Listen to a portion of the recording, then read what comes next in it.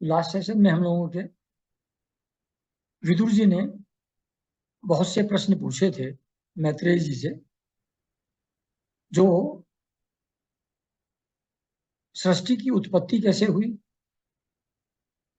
प्रकृति कैसे बनी, उसके बाद जो डिफरेंट टाइप के जीव जंतु, वनस्पति, देव दानव, मनुष्य, वो कैसे उत्पन्न हुए, उसके बारे में प्रश्न किया।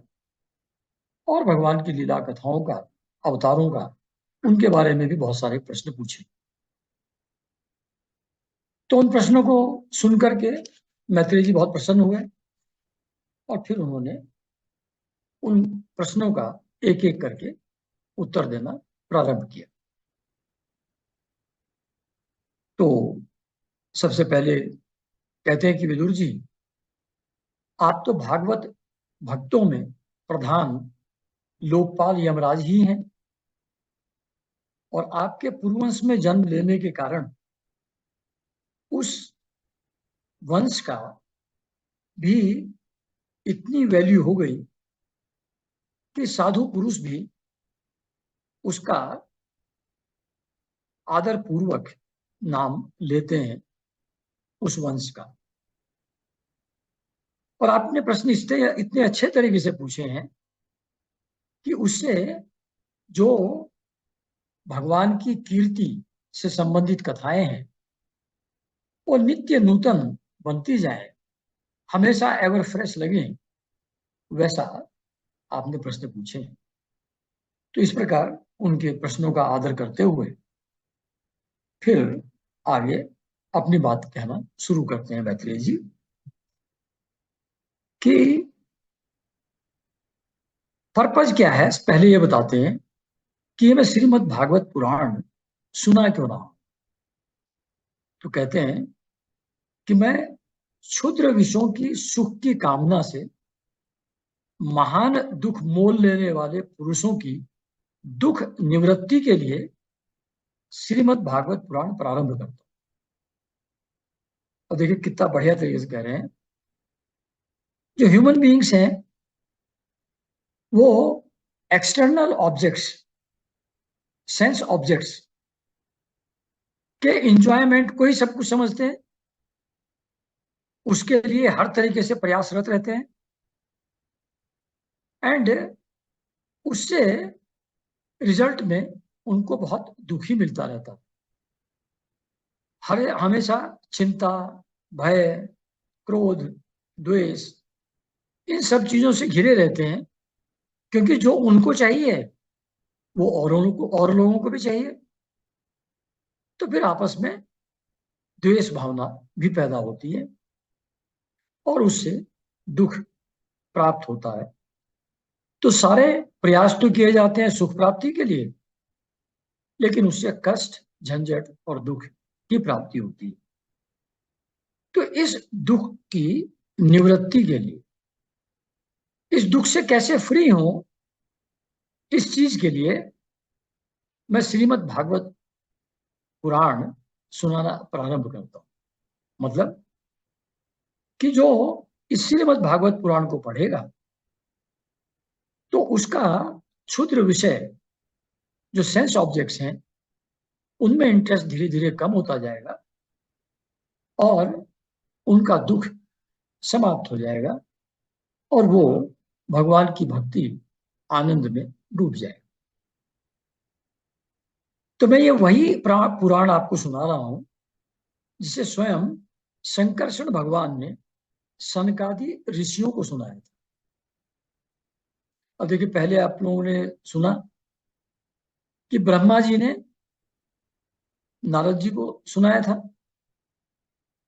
फिर नारद जी से व्यास जी को ट्रांसफर हुआ, व्यास जी से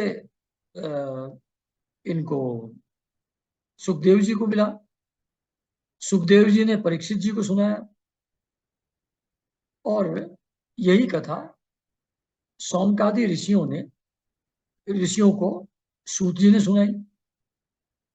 तो वो एक लीनिएज भागवत कथा के सुनाने की अलग थी।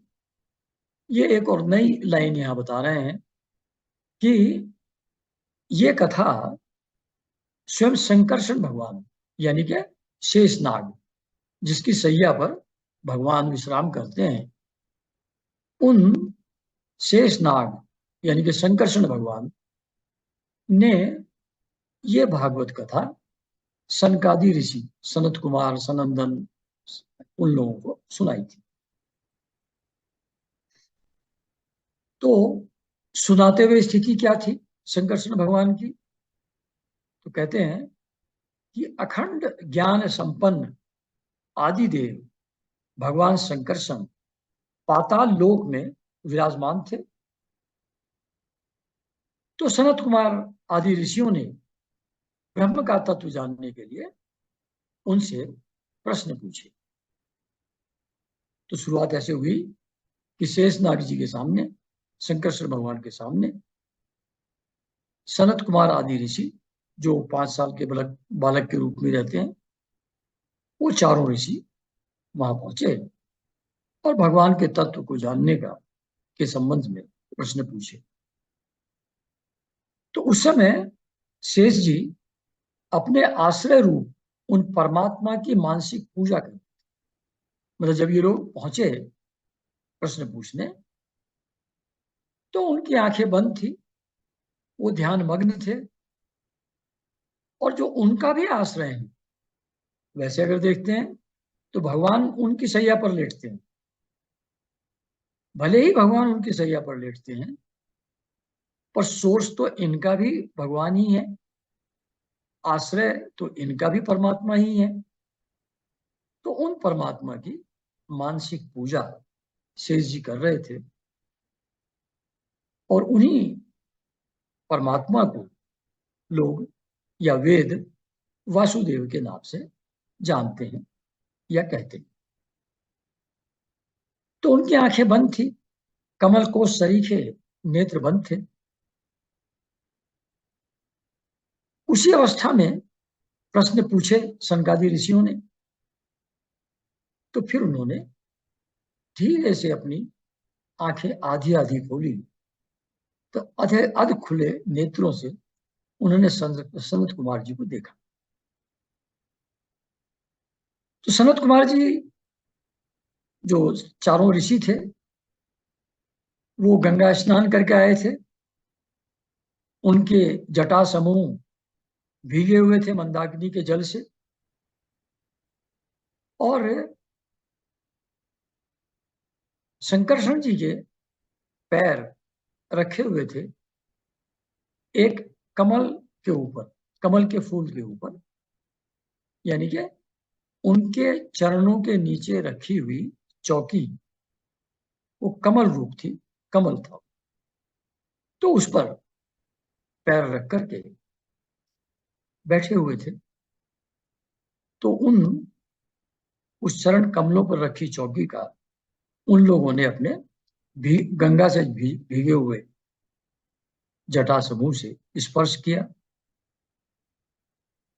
ये वही कमल है, वही चौकी है जिसकी नाग राजों की जो कुमारियां हैं, वो अपनी इच्छा अनुसार पति पाने के लिए अनेक उपहारों से जिसकी पूजा करती हैं, उसी कमल रूपी चौकी को उन्होंने प्रणाम किया।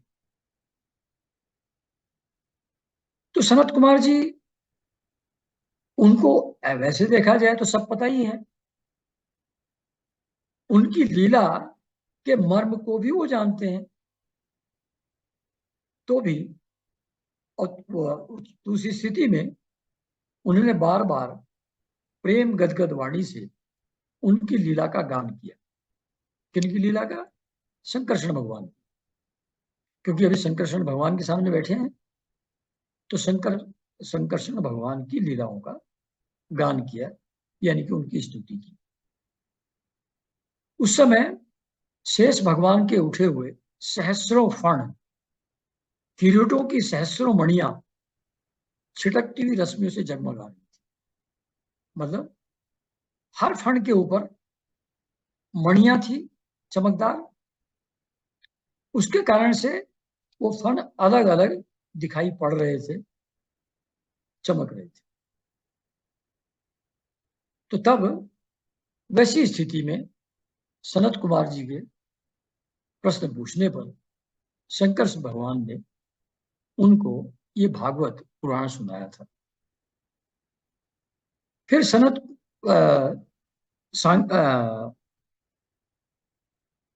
अच्छा हाँ, सनत कुमार जी को सुनाया था।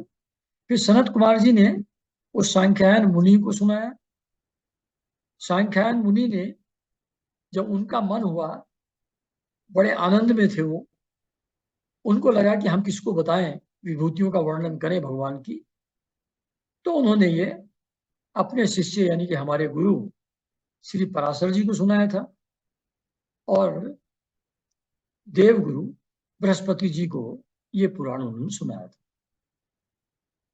फिर पराशर जी बहुत ही दयालु मुनि थे, ऋषि थे।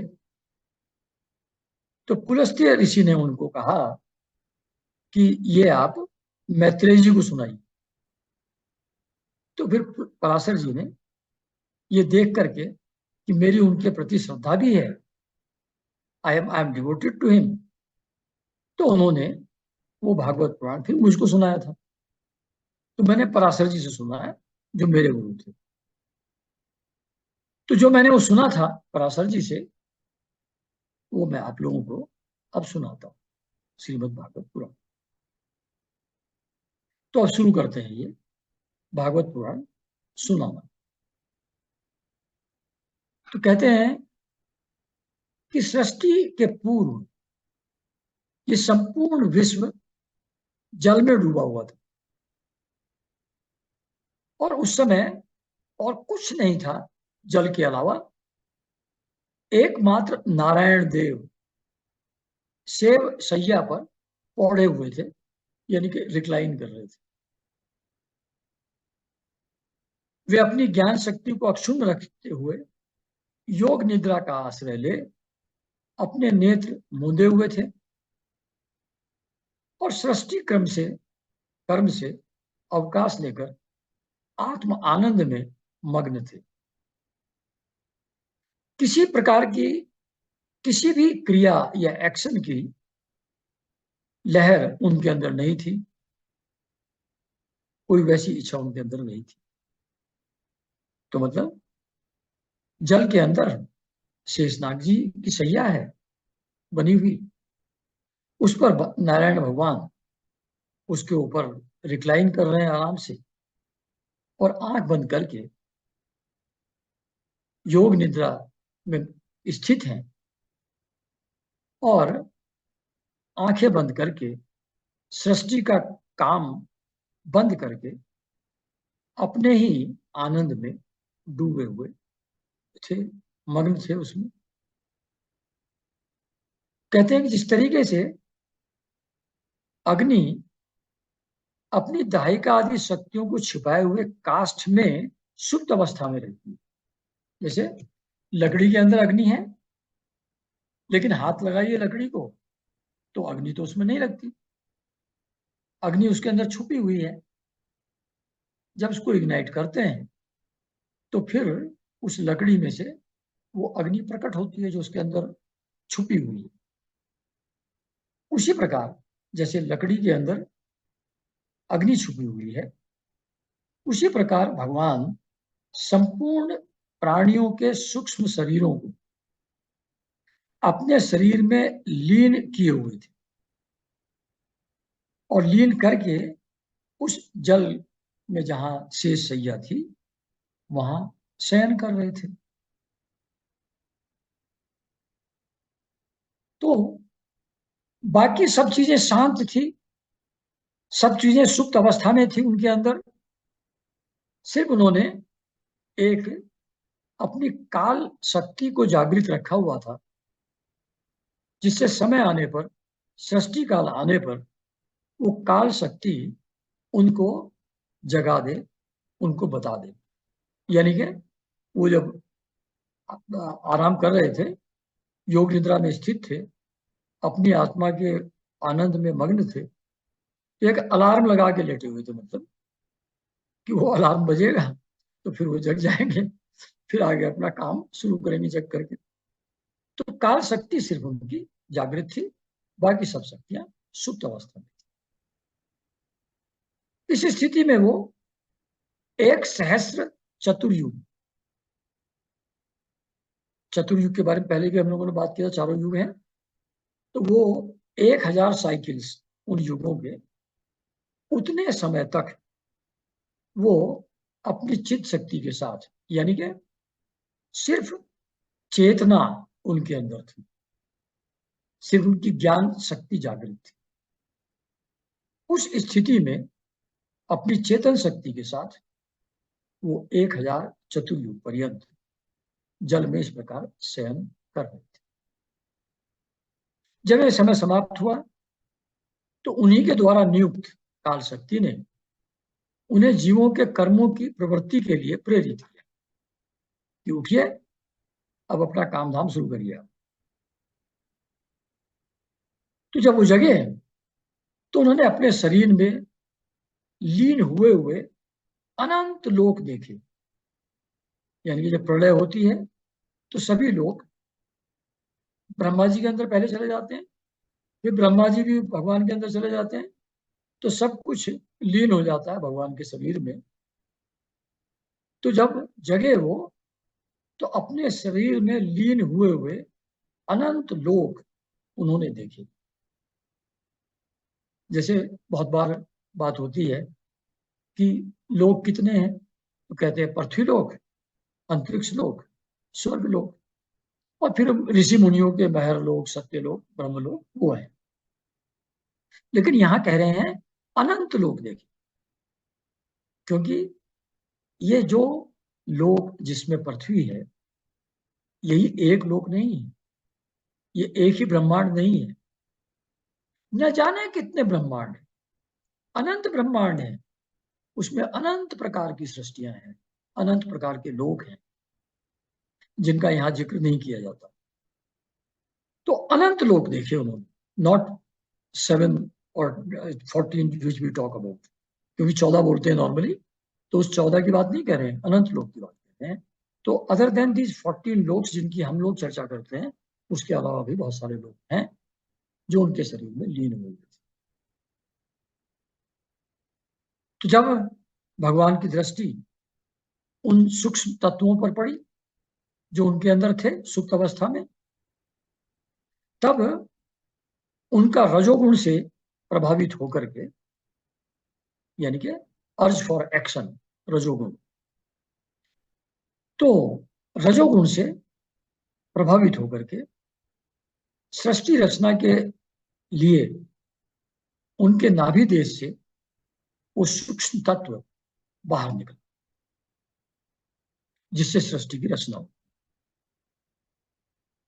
तो उस स्थिति में कर्म शक्ति को जागृत करने वाले काल के द्वारा विष्णु भगवान की नाभि से प्रकट हुआ वह सूक्ष्म तत्व, सटल मैटर, वो कमल के कोष के रूप में सहसा ऊपर उठा, एक कमल के रूप में उनकी नाभि से ऊपर उठा, और वो बहुत ही तेजस्वी था, बहुत प्रकाशमान था। तो सूर्य के समान उसके तेज से, उस कमल के तेज से वो पूरी जल राशि जो अंधेरे में मग्न थी प्रलय के समय, उस पूरी जल राशि को दैदीप्यमान कर दिया, उसको पूरी लाइट से ओत प्रोत हो गया वो जल। फिर कहते हैं कि उस संपूर्ण गुणों को प्रकाशित करने वाले उस सर्वलोकमय कमल में, संपूर्ण गुणों को प्रकाशित करने वाले उस सर्वलोकमय कमल में, मतलब सब लोक उसके अंदर नहीं थे जो कमल उनके नाभि से निकला, और उनके अंदर जो सात्विक राजसिक तामसिक गुण हैं उन सबको प्रकाशित कर रहा था वो कमल, उसमें फिर अपनी चेतना शक्ति के साथ विष्णु भगवान अंतर्यामी रूप से प्रविष्ट हुए। मतलब वो तो सटल मैटर था जिससे सृष्टि हो सकती है, सब तत्व बन सकते हैं, सब प्रकार के जीवों के शरीर बन सकते हैं, लेकिन वो एक्टिवेट तो तभी होंगे जब उनके अंदर चेतना शक्ति होगी। तो विष्णु भगवान फॉर दैट पर्पज अंतर्यामी रूप से उस कमल में प्रविष्ट कर। जब ऐसा हुआ तो तब उसमें से ब्रह्मा जी प्रकट हुए। उस कमल के ऊपर ब्रह्मा जी अचानक प्रकट हुए, स्वयं अपने आप, जिसका सोर्स अपेरेंटली कुछ नहीं,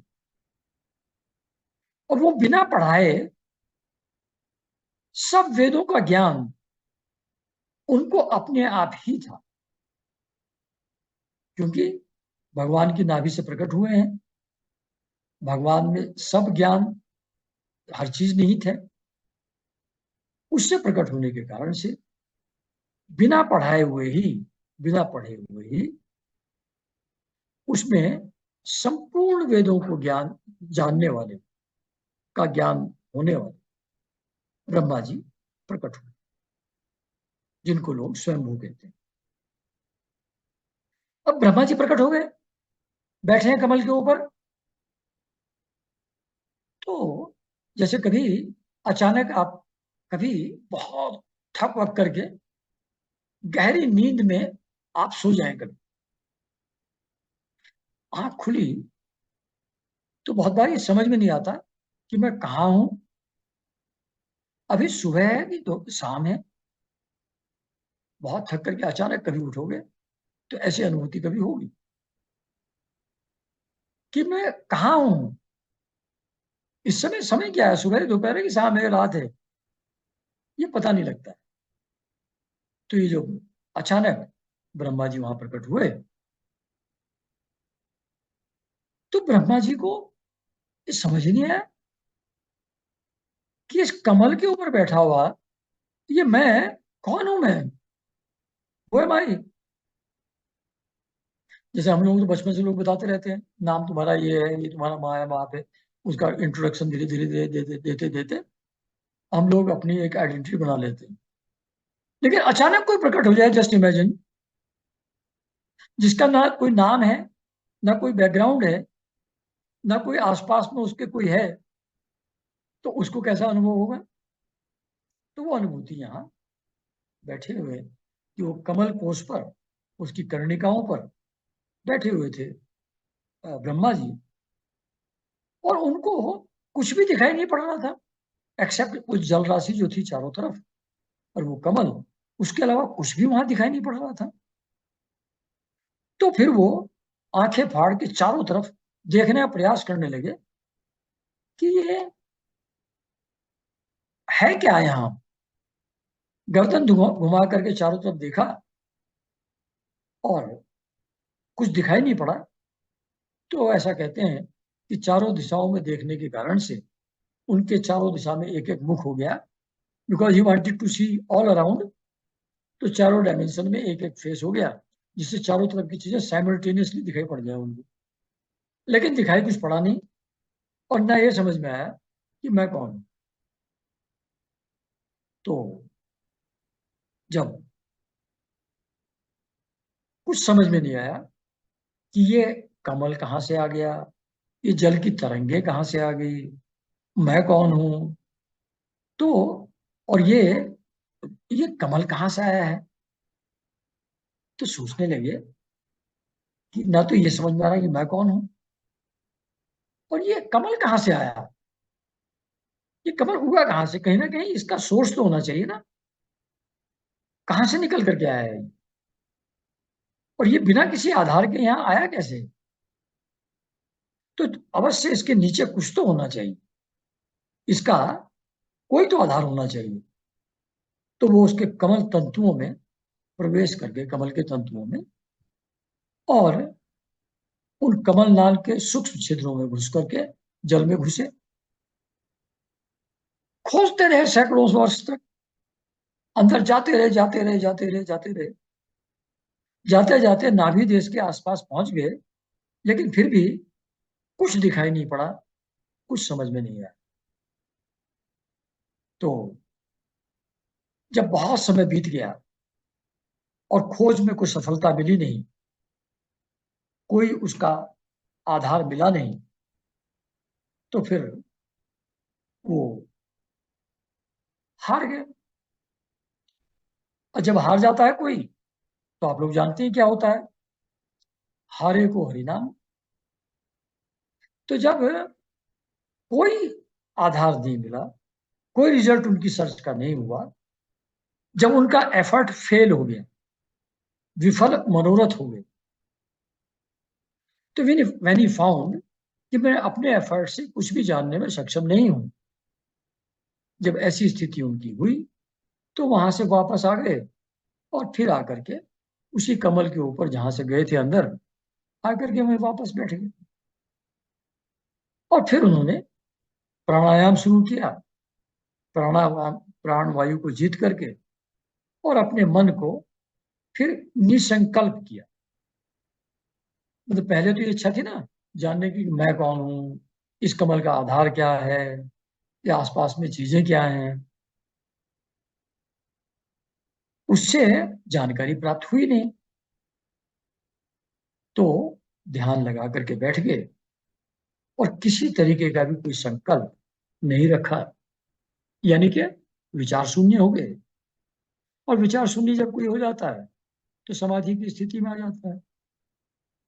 तो प्राणवायु को जीतकर चित्त को निसंकल्प किया और समाधि में स्थित हो। इस प्रकार दिव्य 100 वर्ष तक अच्छी तरह योगाभ्यास करने पर ब्रह्मा जी को ज्ञान। तो दिव्य 100 वर्ष यानी कि 365 × 100, 36,500 साल हम लोगों के हिसाब से वो योगाभ्यास और प्राणायाम करते हुए समाधि में स्थित होकर के बैठे रहे। उस समाधि की स्थिति में ब्रह्मा जी को ज्ञान। वो ज्ञान क्या है? तब उन्होंने जिस अपने सोर्स को ढूंढ रहे थे, अधिष्ठान को ढूंढ रहे थे, जिसको अपने एफर्ट से वो नहीं ढूंढ पाए थे, उस अधिष्ठान को अपने ही अंतःकरण में प्रकाशित होते हुए उन्होंने देखा। मतलब समाधि की स्थिति में ब्रह्म ज्ञान की प्राप्ति हो जाती है, एग्जिस्टेंस का सोर्स समझ में आ जाता है, that reveals itself in the state of समाधि। तो वो प्रकाशित उनके अंदर हो गया उस 36,500 साल के ध्यान के समाधि की स्थिति में रहते। हम लोग सोचते हैं भाई आधा घंटा बैठ गए, 2 घंटे बैठ गए, अभी तक ज्ञान नहीं हुआ। तो ऐसे नहीं होता है। वो ब्रह्मा जी जैसे को भी 36,500 साल में ज्ञान प्राप्त हुआ समाधि की स्थिति में रहने के बाद, है ना। तो क्या देखा उन्होंने समाधि में? क्या देखा, किसके दर्शन हुए? तो मैत्रेय जी बताते हैं, उन्होंने देखा कि वो शेष जी बिल्कुल व्हाइट कॉम्प्लेक्शन की, कमल नाल सदृश गौर और विशाल विग्रह। तो एक विशाल विग्रह है शेष जी का, बिल्कुल व्हाइट कॉम्प्लेक्शन वाला, और उसके ऊपर भगवान नारायण या भगवान कृष्ण अकेले ही लेटे हुए, और शेष जी के 10,000 फण छत्र के समान उनके ऊपर फैले हुए हैं। उन फणों के ऊपर किरीट शोभायमान है, उन किरीटों पर बहुत सारी मणियां जड़ी जड़ी हुई हैं, और उनकी जो रोशनी है मणियों की, वो चारों ओर का अंधकार दूर कर रही है, उस पूरे स्थान को प्रकाशित किए हुए। उस शेष सैया के ऊपर वो नारायण भगवान या श्री कृष्ण भगवान अपने श्याम शरीर है उनका, उस पर प्रेम से आराम से, आनंद से लेटे हुए हैं। तो उनकी आभा, उनके शरीर की आभा, वो मरकत मणि के पर्वत की शोभा को भी लज्जित कर रही है। उनकी कमर में पीत पट, पर्वत के प्रांत देश में छाए हुए सायंकाल के पीले पीले चमकीले मेघों की आभा को मलिन करना। मतलब जो वस्त्र वो पहने हुए हैं पीले रंग के, उनकी चमक ऐसी है कि जो इवनिंग में बादल छिपते हुए सूरज के समय टाइम पीले पीले दिखाई पड़ते हैं, उसकी जो शोभा होती है इवनिंग में सनसेट के टाइम पर मेघों की, उसकी शोभा को भी मात दे रहे हैं इनके पीले पीले वस्त्र। और उनकी वनमाला पर्वत के रत्न, जलप्रपात, औषधि और पुष्पों की शोभा को परास्त कर। उनके भुजदंड जो हैं मोटे मोटे जैसे बांस होते हैं उनकी तरह सुगढ़ हैं। उनके चरण वृक्षों का तिरस्कार कर, ऐसे सॉलिड उनके थाइज, पिंडलियां, पैर हैं जो वृक्षों से भी ज्यादा मजबूत, ज्यादा पावरफुल मालूम पड़ते हैं बाई मेयर लुक। तो और उनका जो साइज है, भगवान का जो श्री विग्रह है, उसका परिमाण यानी कि साइज इतना लंबा चौड़ा, इतना विशाल है कि त्रिलोकी उसके अंदर समाई हुई। वो श्री विग्रह तीनों लोगों को अपने अंदर संग्रह किए हुए है। वह अपनी शोभा से विचित्र एवं दिव्य वस्त्राभूषणों की शोभा को भी सुशोभित करने वाला। तो वो, उनका शरीर अपने आप में इतना सुंदर है कि वो दिव्य वस्त्र और आभूषण की शोभा उनको भी सुशोभित कर सकता। भगवान के शरीर की शोभा वस्त्र और आभूषण से नहीं होती, वस्त्र और आभूषण की शोभा बढ़ जाती है भगवान की प्रेजेंस में। ऐसा होने के बावजूद फिर भी वो पीताम्बर पहने हुए थे और वेशभूषा में लेटे हुए। तो वैसे लेटे हुए हैं भगवान, तो अनेक प्रकार के जीव अनेक अनेक मार्गों से उनकी पूजा करने वाले उनके भक्तजन इस रूप का दर्शन कर रहे थे। और उन वो भक्तों की सभी इच्छाओं को पूर्ण करने वाले जो उनके चरण कमल हैं, वो उन चरण कमलों का दर्शन अपने भक्तों को दे रहे थे।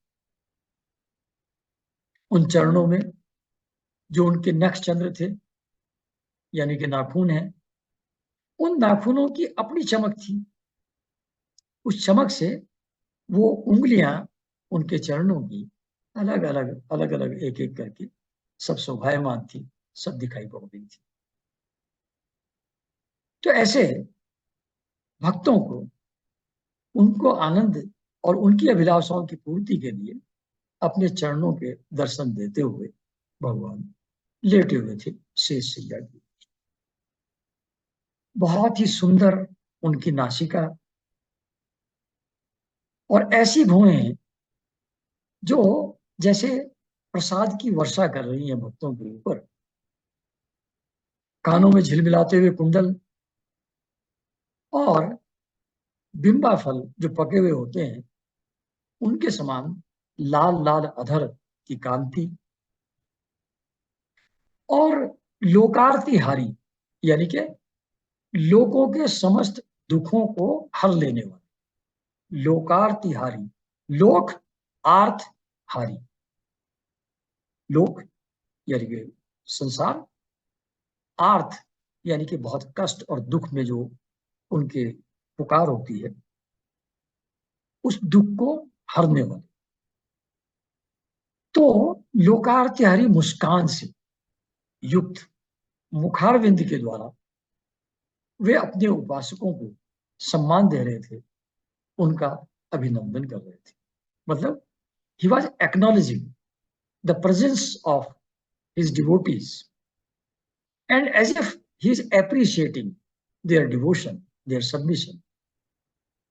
और उस स्थिति में उनका अभिनंदन कर रहे हैं, उनको एक रेस्पेक्ट दे रहे हैं, उनकी साधना की, उनकी भक्ति की। ऐसा भाव उनकी स्माइल से प्रकट हुआ। तो ऐसी मुस्कान से युक्त मुखारविंद के द्वारा उपासकों के सम्मान और अभिनंदन कर रहे हैं। तो फर्दर भगवान की शरीर की सुंदरता और बाकी उनका वर्णन कर रहे हैं। ऐसा पहले भी कई बार बता चुका हूं। इन चीजों का पर्पज ये है, जैसे एक इमेज फॉर्म हो आपके माइंड में, जो भगवान को याद करने में, स्मरण करने में एक अवलंब बने, एक सपोर्ट हो। इसलिए इस चीज को बार बार बहुत सुंदर तरीके से व्यास जी वर्णन करते हैं। तो कहते हैं विदुर जी को कि वत्स, बेटा सुनो, उनके नितंब देश में कदम्ब कुसुम की केसर के समान पीत वस्त्र था, अमूल्य हार और सुनहरी रेखा और स्वर्णमयी मेखला सुशोभित है। मतलब करधनी पहने हुए हैं सोने की चमकदार, और वक्षस्थल में अमूल्य हार है, सुनहरी रेखा है और श्रीवत्स का चिन्ह है। उसकी अपूर्व शोभा होगी। वे अव्यक्त मूल चंदन वृक्ष के समान महामूल्य केयूर और उत्तम उत्तम मणियों से सुशोभित उनके विशाल भुजदंड ही मानो उसकी सहस्र शाखाएं, जैसे वो वृक्ष के जैसे हैं, और उनके जो भुजदंड हैं उनकी, वो उस वृक्ष की, चंदन की, अव्यक्त चंदन की सहस्रों शाखाएं हैं। और जैसे चंदन के वृक्षों पर बड़े बड़े सांप लिपटे रहते हैं, उसी प्रकार उनके कंधे पर शेष जी के फण हैं। तो उनका कंधा शेष जी के फणों से छत्र छाया उसकी है उनके ऊपर, उससे लिपटे हुए। तो ये शेष नाग के स्वामी नागराज, अनंत के बंधु, नागराज अनंत के बंधु। तो शेष जी को अनंत भी कहते हैं, शेषनाग को अनंत कहते हैं। वही एक जन्म में लक्ष्मण के रूप में प्रकट हुए थे और दूसरे जन्म में बलराम जी के रूप में प्रकट हुए थे शेष भगवान। तो ये नागराज अनंत के बंधु श्री नारायण ऐसे जान पड़ते हैं मानो कोई जल से घिरे हुए पर्वतराज हो। पर्वत पर जैसे अनेकों जीव रहते हैं, उसी प्रकार ये भगवान संपूर्ण चराचर के आश्रय हैं। शेष जी के फणों पर सहस्रों मुकुट हैं। तो वो ऐसे लगते हैं, शेष जी के सर पर मुकुट, जैसे उस पर्वत के स्वर्ण मंडित शिखर हो। उनके वक्ष स्थल पर कौस्तुभ मणि है, जो गर्भ से प्रकट हुए रत्न के समान। प्रभु के गले में वेद रूपी भौरों से गुंजायमान कीर्तिमयी वनमाला विराज रही। मतलब जो माला उन्होंने पहनी हुई है, उस पे बहुत सारे भौरे उन फूलों की सुगंध के लिए गुंजार कर रहे हैं, घूम रहे हैं, उस पर मंडरा रहे हैं। वो गुंजार, वो ऐसी है जैसे वेदों की ऋचाएं हैं। तो वो जो भौरे हैं, वो वेद रूपी भौरों से गुंजायमान है, वो वनमाला जो उन्होंने गले में पहनी हुई है। वहां तक सूर्य, वायु, अग्नि आदि देवताओं की पहुंच नहीं है, और जो उनके अस्त्र हैं, सुदर्शन चक्र आदि आयुध, जो बेरोक टोक सभी तीनों लोकों में जा सकते हैं, वो भी उनके आसपास ही घूमते रहते हैं, लेकिन भगवान उनके लिए भी दुर्लभ है। वो भी भगवान को प्राप्त नहीं कर पाते, वो भी चारों तरफ घूमते रहते। तो तब ये ऐसा रूप दिखाई पड़ा ब्रह्मा जी को समाधि के समय अपने हृदय आकाश में, समाधि की स्थिति में, वो शेष शैया, उस पर विराजमान भगवान नारायण, ये उनको दिखाई पड़े, इस रूप में वो प्रकट हुए हृदय के अंदर ब्रह्मा जी। तो जब ये मतलब इसके पहले ये बताया है कि सूर्य वायु अग्नि भी भगवान तक नहीं पहुंच सकते, वो तो क्रिएशन है उनकी, वो तो बहुत लेटर स्टेज में आते हैं। और सुदर्शन चक्र आदि भी आसपास घूमते जरूर हैं, पर वो भी उनके नजदीक नहीं जाते, वो भी उनको जान नहीं पाते। लेकिन ऐसे भगवान समाधि की अवस्था में ब्रह्मा जी के अंदर प्रकट हुए। तब जो विश्व की रचना करने की इच्छा से ब्रह्मा जी प्रकट हुए थे, तो ब्रह्मा जी ने देखा कि ये कमल, जल, आकाश, वायु और अपना शरीर, इतनी चीजें उनको दिखाई पड़ी।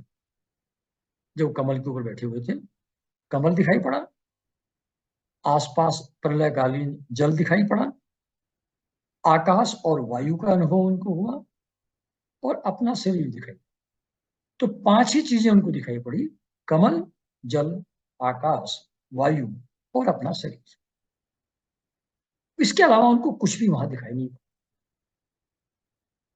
अब वो, क्योंकि उनके अंदर उनकी रचना ही सृष्टि के लिए हुई है ब्रह्मा जी की, तो ऑब्वियसली उनके अंदर रजोगुण प्रिडोमिनेंट है। Urge for action, urge for creation उनका प्रिडोमिनेंट गुण है। तो वो उस कारण से प्रजा की रचना करना चाहते थे। मतलब बेसिक मटेरियल तो मिल गया, अब प्रजा की रचना करना नेक्स्ट। मतलब सर्ग है प्रकृति की रचना, विसर्ग जीव जंतु प्राणियों और वनस्पतियों की रचना, वो विसर्ग में आता है। तो सर्ग हम लोग पहले कई बार डिस्कस कर चुके हैं। अब ये विसर्ग की शुरुआत, यानी कि अलग अलग टाइप के जीव जंतु, देव दानव एटसेट्रा, ये सब कैसे पैदा हुए, कैसे ब्रह्मा जी ने उनकी सृष्टि की, ये आगे का डिस्कशन है जो विसर्ग में आता है। तो जब उन्होंने ये पांच ही पदार्थ देखे, कमल, जल, आकाश, वायु और अपना शरीर, तब लोक रचना के लिए उत्सुक होने के कारण अचिंत्य गति श्री हरि मेरे चित्त में, उनके अंदर अपना चित्त लगा करके उन परम पूजनीय प्रभु की स्तुति करना उन्होंने आरंभ की। मतलब ये पांच चीजें उनको दिखाई पड़ रही हैं, लेकिन हाउ टू क्रिएट, ये करूं कैसे, ये फिर समझ में नहीं आ रहा है। सब वेदों का ज्ञान उनको है, लेकिन सृष्टि कैसे करूं ये समझ में नहीं आ रहा है। तो फिर से वो भगवान की स्तुति करते हैं, सो दैट जब भगवान की कृपा होगी, भगवान जब चाहेंगे, जब वो उनके अंदर अपनी कर्म और ज्ञान शक्ति प्रवाहित करेंगे, तभी वो आगे बढ़ने में सफल हो पाएंगे। इसलिए वो श्री हरि में अपना चित्त लगा करके उन परम पूजनीय प्रभु की स्तुति करने लगे। तो यहाँ पर ये 8वां अध्याय समाप्त हो जाता है, और 9th चैप्टर जिसमें ब्रह्मा जी भगवान की स्तुति कर रहे हैं, वो हम लोग फिर अगले संडे सुनेंगे। सभी को नमस्कार।